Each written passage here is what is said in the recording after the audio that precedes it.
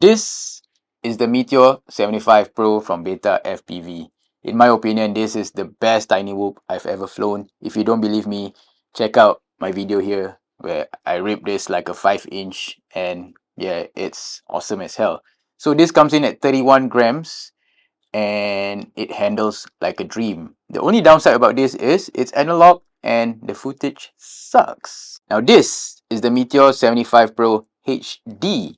So it's equipped with a digital VTX board and the footage is good because it can record in HD and the view you get from your goggles is awesome. But because of this board, the weight is 36 grams, and you know, for tiny whoops, every milligram matters. So the downside of this is it doesn't handle as well as its analog counterpart. So my aim here is to shave off some grams and find a middle ground where a tiny whoop has great footage but also flies well. Beta FPV recently came up with a set of ducks and canopy that's called the Air, and they've sent me this. So I'm gonna swap out my digital HD tiny whoop to the new Air ducks and Air canopy, and we'll see whether it can match the weight of the analog one, and more importantly, whether it can fly as well. So stay tuned. Let's go. Alright guys, I'm back and I have already swapped out the ducks and the canopy from the old Meteor75 Pro HD to the Air ones. This one is at 31 grams, right? And this one comes in at 31.5 grams. Okay, so that video was from 10 months ago, back in January 2024. Now it's already November. So that was when Beta FPV just released the Air Ducks and Air Canopy, and way before the release of Air 65 and Air 75. So after I converted my Meteor 75 Pro to digital, it couldn't take off. So Whoop season was coming to an end. I was like, let's put this on the back burner, reach this project. So 3 main reasons why it couldn't live is because the ducts, the air ducts, were actually not made for the Meteor 75 Pro. It was just for the Meteor 75. So it could only fit 40 mm props instead of 45 mm. 45 mm is the secret sauce of the Meteor 75 Pro. And secondly, it was heavier, obviously, because of the avatar kit. And thirdly, the stock Beta FPV motors on the Meteor 75 Pro is of a lower kV. It's 1102, I think, but the kV is low. So all these 3 bad factors combined, my build couldn't take off. Bang. Okay, so fast forward 10 months later, it's November and Whoop season is around the corner. Not only that, recently Mo FPV also digitalized his tiny whoop, and that inspired me again to finish what I started. So he used the Air 75. I'm just gonna use back what I built in January and do a few tweaks to it and see whether it's gonna be flyable. One thing I could not change are the ducks, because in terms of weight and durability, these ducks are probably the best ones right now. So I'll just have to settle with the 40 mm props. So what I could tweak is the weight and also the kV of the motors.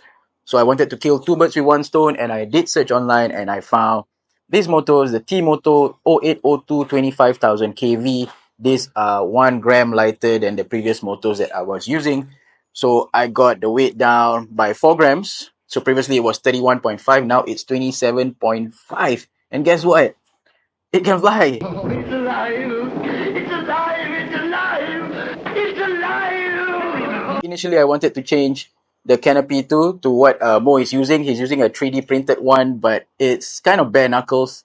So I'll just stick to this Beta FPV canopy. It offers more protection to the board and the camera. And since I crash a lot, I think I better stick to this so I can still protect my avatar kit. Alright, it's yet another day. Oh my god, this thing has so many problems just to get it in the air. From my previous video, as soon as I set up, it started to rain. But yeah, weather is like that in Singapore. So unpredictable. But I'm back here now, and this place is kind of ideal because I could test the range and I could do some mild freestyle, and I'm gonna see how long this one S550 can last. Alright guys, so I'm just gonna voice over this spec and keep it short and simple and test whatever I wanted to test. First of all, it's the range capabilities. So I'm heading from one end to the other and we'll see whether there's any breakups, any intermittent transmissions, or whether it gets noisy.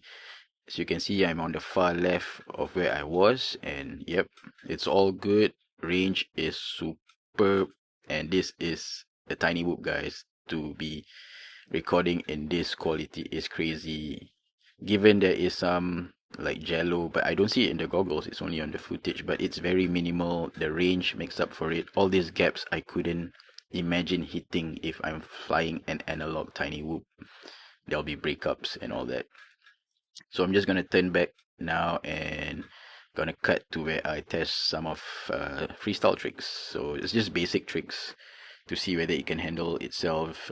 First off, a Meti, yeah, no problem. Of course, there's gonna be prop wash because, like I said, it's a heavy Tinywhoop. But yeah, it's minimal. Maybe I can achieve something lighter by tweaking some other things. Juicy flick, rolls, no problem. Flips, and yeah, that's me. So I'm just gonna fly around and see how far the battery can take me. Just trying some flowy stuff, nothing too fancy. Here I'm gonna try a dive because I just want to see whether it can catch itself at the bottom. And yeah, no problem. No problem at all. So, and bear in mind, this is a Tinywhoop. To achieve this quality, it's insane. It's gonna be my new stealth mode Ripper. And yeah, it's good for me. So that's my thoughts on this. I hope you guys like it. And yeah, I'll see you guys on the next pack. This is Dopey signing off. Bye bye.